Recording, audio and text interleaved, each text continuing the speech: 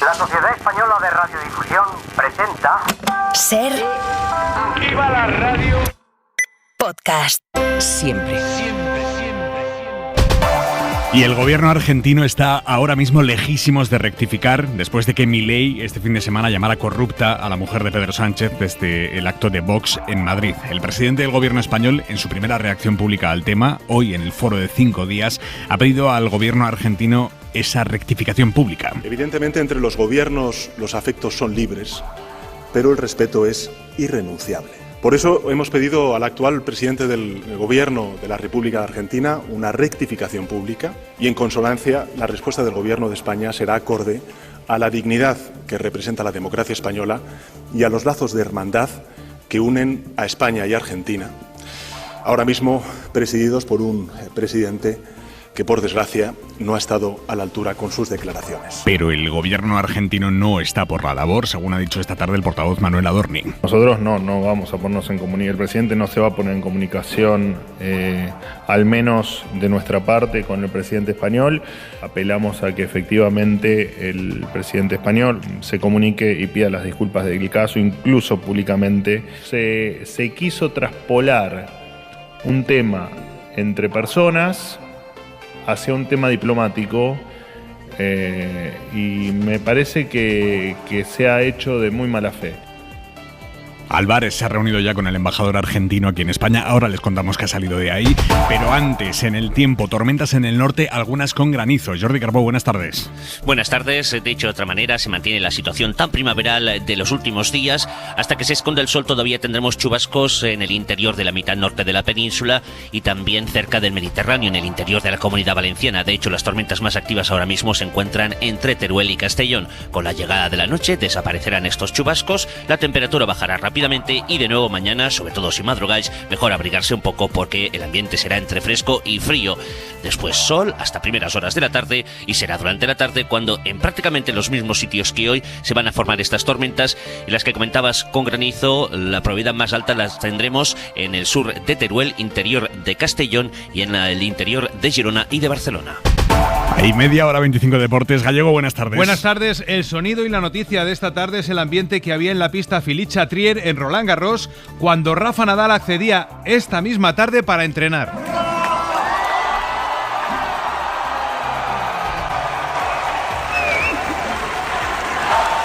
Casi 6.000 personas estaban esperando para ver el primer entrenamiento del rey de Roland Garros, que el jueves conocerá a sus rivales en el torneo. Y con todo decidido en la primera división de fútbol, hoy 2 partidos para cerrar la antepenúltima jornada en segunda: Español Oviedo y Villarreal B Albacete. Empieza hora 25. El ministro español de Exteriores, José Manuel Álvarez, le ha exigido al embajador argentino esta tarde disculpas públicas por lo que considera que es un ataque frontal contra la presidencia del gobierno español. Pero ya hemos escuchado cómo el gobierno argentino se niega a pedir esas disculpas públicas. De hecho, la cuenta de Twitter de Milei es un festival de retweets contra Pedro Sánchez y él ha publicado esto: volvió el felón surfeando sobre una ola de lágrimas socialistas. No parece, por tanto, que Milei esté pensando en disculparse. En la Casa Rosada, allí en Buenos Aires, ha estado esta tarde la periodista Berta Reventós. Sigue el tira y afloja entre el gobierno argentino y el español por ver quién fue el primero que agredió al otro. Esto es lo que ha dicho el portavoz presidencial Manuel Adorni ante los periodistas. El gobierno argentino insta a que los funcionarios del Reino de España pidan disculpas por los agravios que se le endilgaron al presidente Javier Milei, entre ellos el de consumir sustancias, el de ser un gobierno del odio, el de ser un ejemplo de negacionismo y el de atentar contra la democracia. El gobierno argentino insiste en que Milei nunca aludió directamente a Begoña Gómez ni a Pedro Sánchez, sino que hizo críticas al socialismo en general y niega la propia existencia de un conflicto diplomático que el ministro Álvarez ha sostenido esta mañana en una entrevista en Hoy por Hoy. No quiero adelantar acontecimientos, yo espero esas disculpas públicas por un acto que ataca frontalmente a nuestras instituciones y que es claramente una injerencia en asuntos internos españoles. Y eso es la base de la convivencia entre países en las relaciones internacionales. La canciller argentina Diana Mondino ha dicho en una entrevista al diario Clarín que confía en reconducir las relaciones con España después de las elecciones europeas. Debido de decir que Milei había escrito vuelve el felón, no, ha escrito lo que dice siempre, vuelve el león. Bueno, por lo tanto, a esta hora, negativa del gobierno argentino a esas disculpas. Habrá que ver cómo responde el gobierno español, si escala el choque diplomático o qué es lo que hace, porque Pedro Sánchez ha prometido, si no llegaba la rectificación argentina, ha prometido una respuesta acorde a la dignidad que representa la democracia española. Eso es lo que ha dicho Sánchez. Hemos preguntado, desde el gobierno nos dicen que el carril diplomático tiene sus plazos y que hay que dejar que Argentina se tome su tiempo para recapacitar. Así que empiezan a meter el asunto, por lo menos el asunto diplomático, en agua templada. Pero no la deriva política nacional. Lo que vivimos ayer en Madrid sí habla del riesgo que representa esta internacional ultraderechista para sociedades como la nuestra. Lo que vimos ayer también en boca del señor Abascal fue una apelación explícita a la violencia política. Decir que hay que sacar a patadas y a gorrazos a un gobierno legítimo es antidemocrático. Y el PP, Sánchez pide al PP que condene las palabras de Milei sin peros. Que defender las instituciones españolas de insultos y de difamaciones que eventualmente puedan hacer mandatarios extranjeros no entiende de peros, porque más allá de la ideología está la educación y el patriotismo. Pero el Partido Popular está intentando afinar su argumentario sobre este asunto, porque ayer cargaron contra Sánchez sin cuestionar a Milei. Esta mañana ya han empezado a decir que Milei se pasó, pero después Feijóo ha equiparado al presidente argentino con Pedro Sánchez. Mariela Rubio, vamos con los vaivenes del argumentario del PP con este tema. Sí, el PP ha terminado modificando su posición inicial sobre las palabras de Milei, y es que según fuentes consultadas por la SER, el cambio se ha producido después de algunas críticas internas y de sectores próximos recibidas en el seno del partido. Voces que consideraron que el PP debía mantener una posición más patriótica al menos que la defendida ayer por el portavoz popular Miguel Tellado, que a última hora de la tarde hablaba de una estrategia de Pedro Sánchez en la que el PP no iba a entrar, porque no hacemos oposición al presidente argentino, decía, sino a Sánchez. De la estrategia del Partido Socialista no vamos a participar. Hace semanas que el propio Sánchez debería haber informado de los casos de corrupción que afectan a su entorno más personal. El silencio de Sánchez genera desconfianza en el extranjero y debilidad en nuestras posiciones en el exterior. Nuestra labor es hacer oposición al presidente del Gobierno de España y no al presidente de Argentina. No censuró ayer el PP a Milei, pero hoy a primera hora Génova daba un giro de timón. Lo criticaba abiertamente González Pons en la COPE, que no obstante acusaba a Sánchez de exagerar con su respuesta diplomática. El discurso de Milei de ayer es desde luego una intromisión en política nacional, un espectáculo chocante. No puede en su primer viaje a España venir sin saludar al rey, sin saludar al gobierno, sin saludar al Parlamento, a entrar en un acto político de un partido y remover la política nacional española. Dicho esto, con todos mis respetos, la mujer de Pedro Sánchez no es un asunto de Estado, y convertir a la mujer de Pedro Sánchez en la razón de una posible ruptura de relaciones diplomáticas entre España y Argentina es exagerar muchísimo. Pocas horas después, cuando Abascal ya había acusado a los populares de ponerse del lado del gobierno, también Feijóo ha terminado criticando a Milei, pero equiparando sus prácticas a las de Pedro Sánchez. Ni el gobierno del señor Sánchez, que empezó insinuando consumo de sustancias al presidente de la República Argentina, ni el señor Milei, que siguió llamando corrupta a la mujer del presidente del gobierno de España, están en el espacio de moderación que yo reivindico para la política. Creo que Sánchez no está para dar lecciones de diplomacia con una sobreactuación, por cierto, absolutamente impropia. No voy a aceptar las lecciones de este gobierno que pretende convencernos de que Sánchez es el Estado, decía Núñez Feijóo. En esta mutación del discurso del PP puede que haya influido, entre otros, la posición de la patronal. Su presidente, el presidente de la COE, Antonio Garamendi, que el sábado se reunió con Milei, junto a otros 14 empresarios, ha condenado esta mañana, en Hoy por Hoy con Sastre, ha condenado sin matices las palabras del presidente argentino. Rechazamos el tema porque no es el sitio ni el lugar, no es lo que se pide a dos países, en este caso amigos, hermanos, vamos a decirlo, y donde nosotros, además, en el ámbito, concretamente en este caso de las relaciones económicas, pues tenemos unos intereses muy grandes en en Argentina. Garamendi ha sido el primero y detrás de él ha ido la mayoría de las empresas que también estuvieron en ese encuentro con Milei. Isabel Villar. Empezando sí por Telefónica, que en un comunicado asegura que carece de sentido que se ataque al presidente del gobierno y a su esposa. Según Iberia, las palabras de Milei no atienden al lenguaje diplomático y Abertis cree que no contribuyen a la convivencia. También el Banco Santander, BBVA o Naturgy se han sumado al rechazo de las palabras de Milei. Por cierto, sobre Telefónica, el Estado a través de la SEPI ha alcanzado ya esta tarde el 10% de participación en esta compañía y termina así, en principio, una operación en la que el Estado ha invertido más de 2.200 millones para contrarrestar la entrada de los saudíes. The Israeli Prime Minister Benjamin Netanyahu and Minister of Defense Yoav Gallant. Es el fiscal de la Corte Penal Internacional que ha pedido que se detenga a Netanyahu, a su ministro de Defensa y a 3 de los principales líderes de Hamas.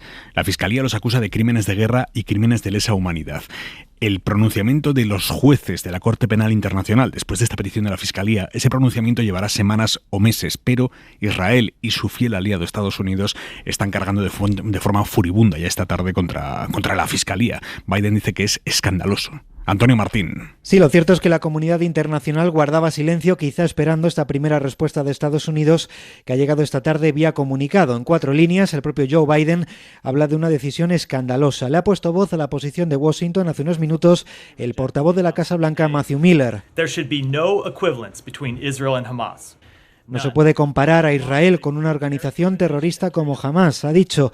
Antes rechazo por razones opuestas tanto de Israel como de Hamas, básicamente por considerar que la petición del fiscal les compara. Según Netanyahu, una decisión absurda que equipara a Israel con una organización terrorista y anticipa que va a seguir adelante en su ofensiva. Y en el caso de Hamas, en un comunicado, la organización palestina lamenta que en su opinión la petición del fiscal, que también incluye a algunos de sus dirigentes, igual a víctimas con verdugos. Y todo esto mientras la región contiene el aliento ante la onda sísmica que pueda producirse a raíz de la muerte del presidente de Irán, Ebrahim Raisi. Era la segunda autoridad del país de los ayatolás, solo por detrás del líder supremo, y ha muerto en un accidente de helicóptero al norte del país. Tan pronto como se ha anunciado su muerte, ha empezado el proceso para decidir quién le sucede. En medio, sí, de los 5 días de luto del país y con la investigación del accidente abierta, el vicepresidente iraní ha tomado las riendas, como prevé la Constitución, y en un plazo de 50 días deberían celebrarse elecciones para elegir al nuevo jefe de gobierno.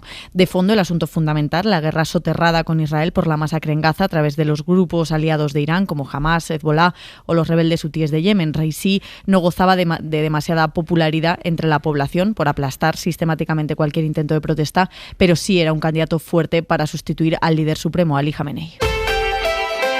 Hora 25. Aimar Bretos. La justicia pospone la declaración del novio de Ayuso al 24 de junio, imputado por fraude fiscal y falsedad documental. Alberto González Amador, el novio, tenía cita hoy en los juzgados, pero se ha suspendido su comparecencia a última hora, cuando él ya estaba dentro. Y lo más llamativo es que el novio de Ayuso se ha presentado en los juzgados con peluca, para que la prensa no le reconociera. Y dentro del juzgado, su actitud ha sido otro espectáculo. Radio Madrid, Alfonso Ojea. La imagen de Alberto González Amador ha cambiado irremediablemente esta misma mañana, con barba rasurada, con el pelo corto, ha desaparecido de hecho esa melena imponente que tenía, y con peluca gris, todo preparado para que no le identificaran los periodistas. De hecho, ha entrado por uno de los 2 accesos al edificio de los juzgados de instrucción madrileños sin que nadie le reconociera, a las 9:15 de esta mañana. Pero luego dentro todo ha sido más fácil tras la suspensión de los interrogatorios en este asunto. Un individuo que ha salido a la carrera, que ha tomado un ascensor a ninguna parte, que se ha bajado de él en otra planta, que ha vuelto a acelerar el paso. Según Más Madrid, que ejerce la acción popular, en este caso es un paso más en la estrategia de la confusión. Hugo Martínez Abarca es letrado y diputado regional de Más Madrid. O sea, yo que sé, que vaya como quiera. Sí, es un poco surrealista toda esta escena que estáis viviendo, que forma parte también de cómo está planteando judicialmente esto, con mentiras contradictorias, aplazándolo todo, enmarañando y tal. Pero no quiero meterme mucho en eso. Ya a la salida, unas 4 horas después de vagar por el edificio judicial, también se ha escondido, aunque ha sido posible verle montándose en un taxi, sin peluca. En plena precampaña de las europeas, y viendo que los votantes más jóvenes de la derecha están siendo seducidos por Vox, hoy Feijóo ha hecho una propuesta fiscal específicamente destinada a los jóvenes, que no paguen impuestos en sus primeros años laborales. Trabajamos en una propuesta para eximirles del pago de impuestos durante los primeros años de su carrera profesional. Empezando por 0 euros de impuestos el primer año y haciendo después una incorporación progresiva fiscal hasta el 4.º año. Lo vamos a analizar todo esta noche con Enrique Juliana, con Lucía Méndez y con Luis Arroyo. Un hombre de 72 años ha matado a sus 2 nietos de 10 y 12 y después se ha suicidado tras estar atrincherado con ellos toda la noche. Ha ocurrido en Huerta Ortájar, en Granada. Este hombre conducía hace 2 meses el coche en el que murieron su mujer y su hija, la madre de los críos. Fue un accidente, los niños iban dentro del coche y ahora todavía falta por entender por qué el abuelo, 2 meses después de aquel accidente, se ha atrincherado con los críos y los ha matado tras una discusión con su yerno, el padre de los niños. Mariola Laurido.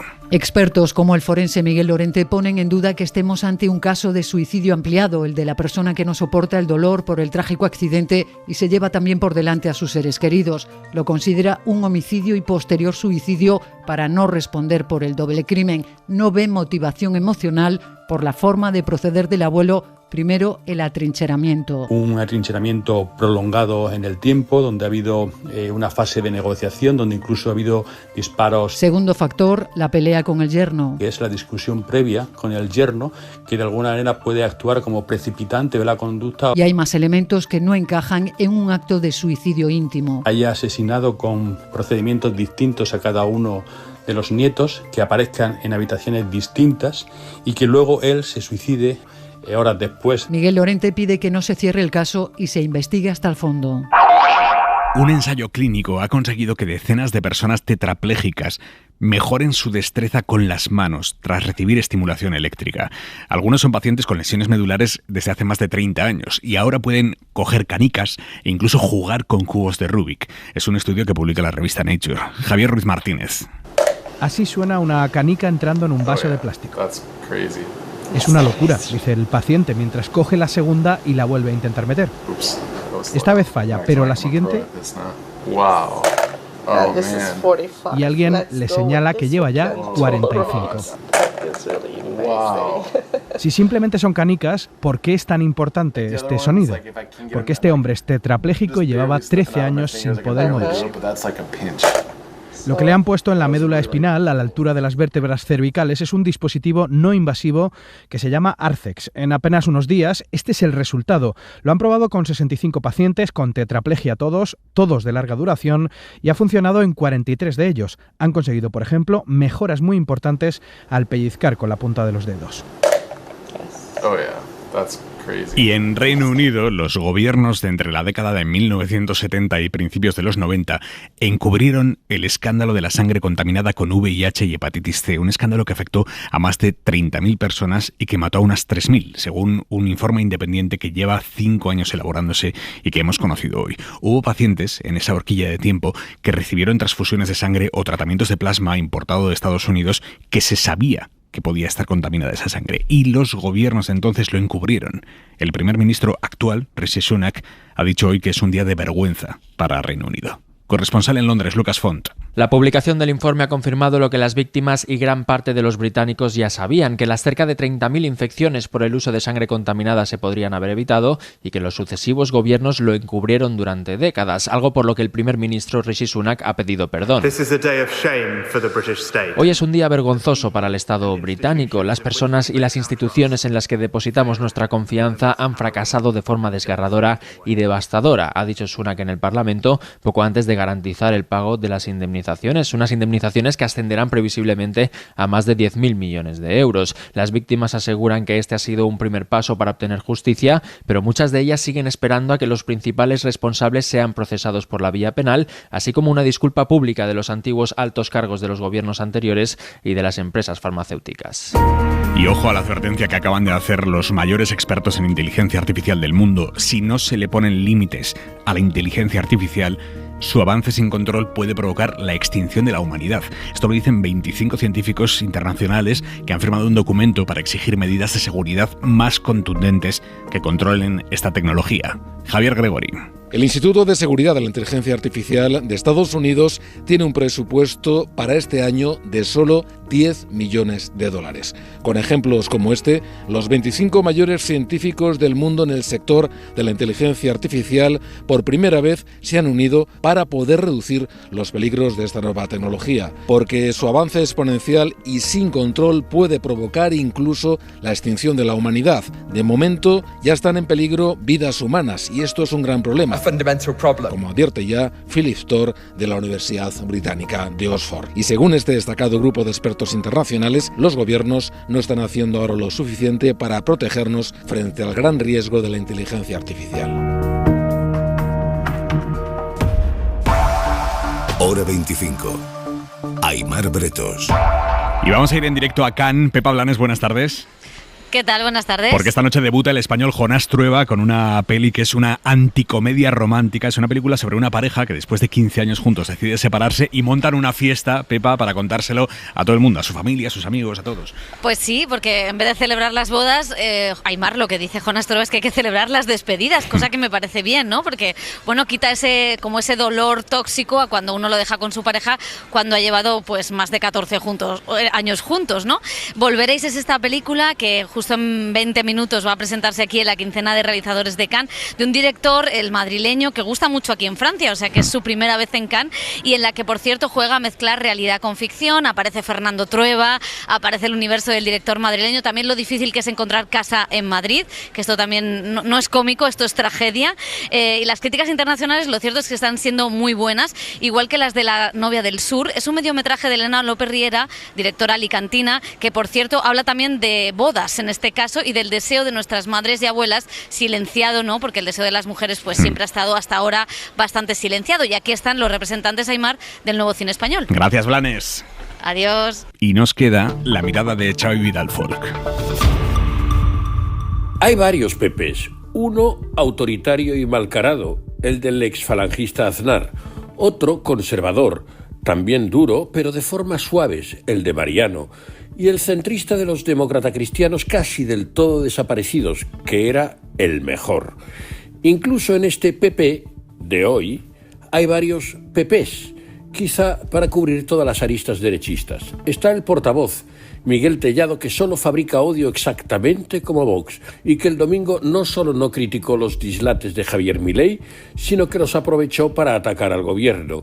Y está también el vicesecretario Esteban González Pons, con frecuencia en la línea dura, pero que hoy ha estado muy, muy bien al denunciar que el discurso de Milei es desde luego una intromisión en política nacional, y al lamentar que su primer viaje a España lo haga sin saludar al rey, al gobierno ni al Parlamento. Eso sí, de propina le ha lanzado un pellizco de monja a Pedro Sánchez. Feijóo ha practicado otra vez el cinismo de Pilatos, que parece que se lava las manos, pero en realidad ensucia a los demás. Es la técnica que suele usar para convalidar los crímenes de guerra de Netanyahu, la misma que le sirve para denigrar a los inmigrantes que dice que invaden sus propiedades, la que compara a sus rivales socialistas con terroristas, esas indecencias. Ahora ha vuelto a emponzoñar el ambiente afirmando que lo que ha hecho Milei es solo una muestra de lo que el gobierno hace todos los días, con quienes discrepan de él. Aprenda algo de González Pons, buen hombre, y no intente todo el día desbordar a los ultras. Para no perderte ningún episodio, síguenos en la aplicación o la web de la SER, Podium Podcast o tu plataforma de audio favorita.